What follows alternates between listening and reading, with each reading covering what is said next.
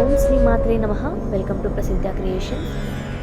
ఇవాల్టి వీడియోలో వైకుంఠ ఏకాదశి అంటే ఏంటి, వైకుంఠం అంటే ఏంటి, అసలు వైకుంఠ ఏకాదశి కథ ఏంటి అనేది ఈ వీడియోలో తెలుసుకుందాం.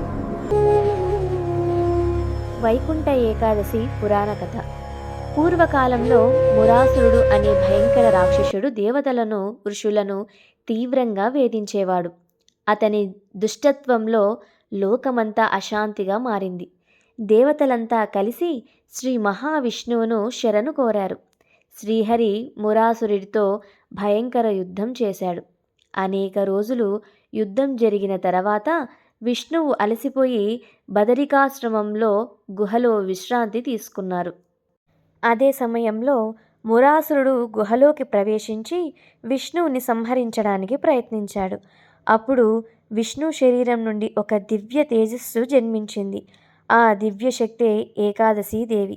ఆ దేవి మురాసురుడితో యుద్ధం చేసి అతన్ని సంహరించింది. విష్ణువు మేల్కొని జరిగినది తెలుసుకొని ఆనందించాడు. ఆమెకు వరమిచ్చాడు. ఈ రోజునాడు నన్ను భక్తితో ఉపవాసం చేసి పూజించిన వారు వైకుంఠాన్ని పొందుతారు అని. అప్పటి నుంచి ఈ ఏకాదశి వైకుంఠ ఏకాదశిగా ప్రసిద్ధి చెందింది. వైకుంఠ ద్వారం ప్రాముఖ్యత.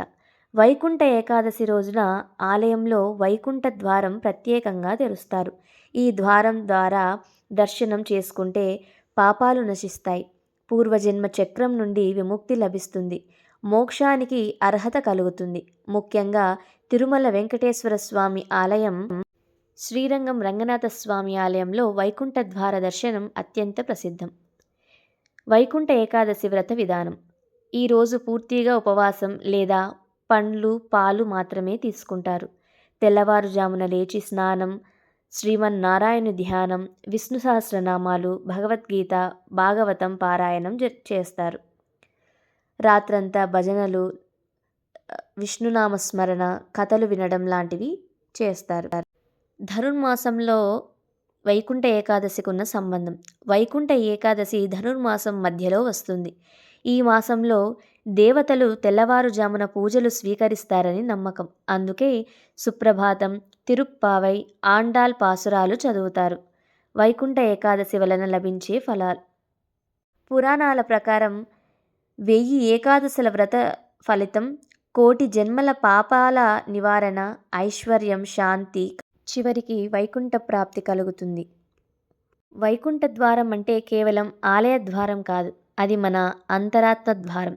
అహంకారం, కోపం, లోభం వదిలితే ఆ ద్వారం మనలోనే తెరుచుకుంటుంది. ఇదేనండి వైకుంఠ ఏకాదశి యొక్క విశిష్టత. ఈ వీడియో మీకు నచ్చితే తప్పకుండా లైక్, షేర్, కామెంట్ చేయండి. తప్పకుండా సబ్స్క్రైబ్ చేసుకోండి. సర్వేజన సుఖినో భవంతు. స్వస్తి.